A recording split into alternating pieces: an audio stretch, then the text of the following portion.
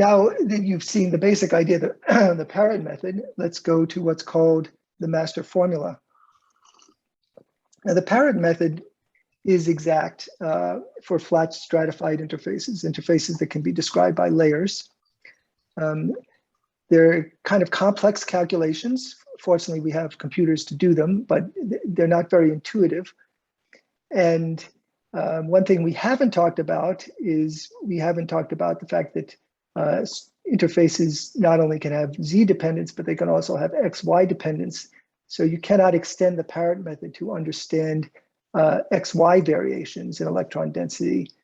Now, those variations produce not reflectivity, but off-specular scattering. So I'm not going to be talking about them in this lecture, but there are reasons to use approximate approaches to be able to do both of these things. And I'm going to focus on trying to develop an approach which allows you to do simpler calculations that are intuitive.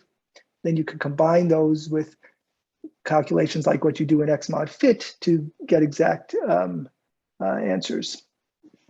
So I'm going to talk about the master formula, which is expressed here. This looks a little bit complicated, but once you get used to looking at it, you realize it's just a Fourier transform of the electron density gradient. And the key thing here is this derivative of the electron density profile and its variation with Z. So this tells us that whenever there's a variation of the electron density profile with Z, you generate some reflectivity. This will be very useful for an intuitive understanding of the form of the reflectivity curve and how that relates to the electron density profile. This method is not usually used for quantitative analysis because of some approximations that are made which lead to inaccuracies near the critical Q. But if you're not fitting near the critical Q, you could also use this. So I'm going to show you how the master formula is essentially derived from the parrot method.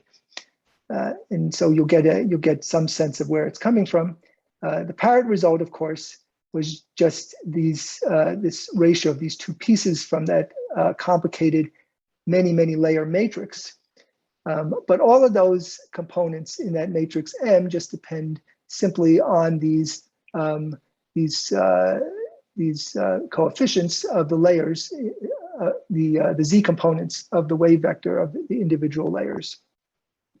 So what we want to do is we want to rewrite that reflection coefficient. And here's one of these mathematical asides. This will allow those of you who want to follow through this. I'm just going to point out a couple of things. One of the first approximations that arises is that the angles that are treated have to be larger than the critical angle. A similar approximation arises when the Qs that are treated have to be greater than the critical Q. And then the key thing is to realize that these reflection coefficients are related to the differences in electron density from one layer to the next adjacent layer. And those differences are what lead to this gradient, or the derivative of rho of Z with respect to Z. The master formula can be written in this way. It's kind of a shorthand notation. It's exactly the same as what I had on the previous page, but I've defined this effective interface structure factor, this phi effective, which I just write in terms of the Fourier transform of this density gradient. So that's basically how you get from the parrot method to this master formula. And let's see why this is useful. So I'm going to show you an example of how we would apply the master formula to this step function interface. And then exercise 3, you will do exactly the same thing, but for a simpler example. So I'm showing you the more complicated example first. That's not always pedagogically the best, but at least it'll have all of the features that you need to do the simpler example. So this electron density profile is just defined by these values of electron density. Starts out at 0. You can imagine that represents vapor, goes up to a value of 1.25. Now here, I'm plotting the electron density divided by or normalized to the bulk electron density. So this is very similar to the numbers you were using before, where 1 represents the water value of 0.333. So anyway, we go up to 1.25 for 20 angstroms, we go down to 0.75 for another 10, and then we go into the bulk water value. So what we need to do for the master formula is we need to take the derivative of this. That is, we need to go from this expression to this expression.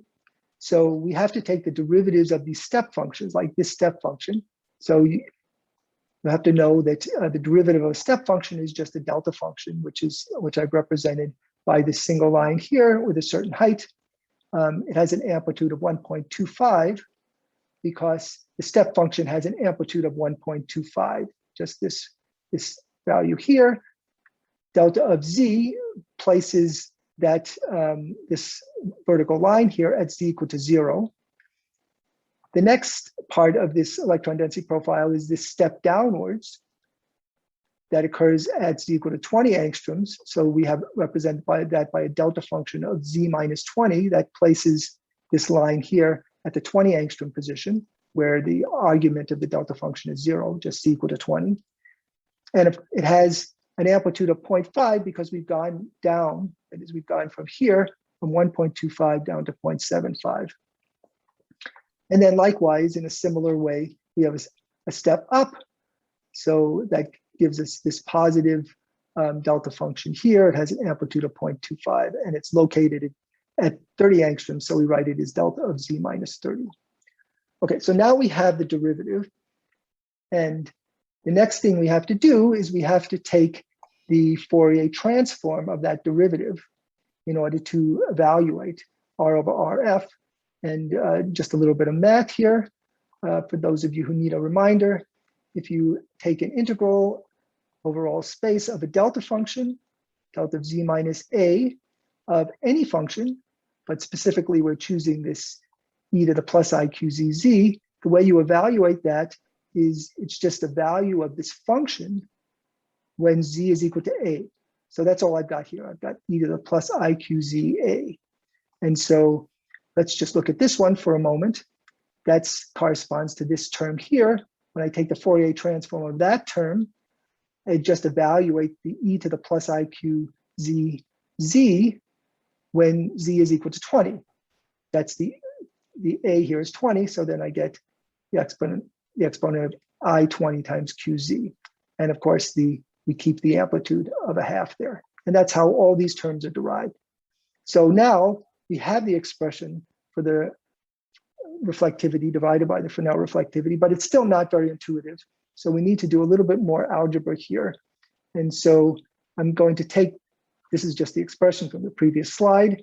To do the algebra, I'm not going to use these numbers. I'm going to substitute A for 1.25, I'll substitute B for 0.5, C for the 0.25.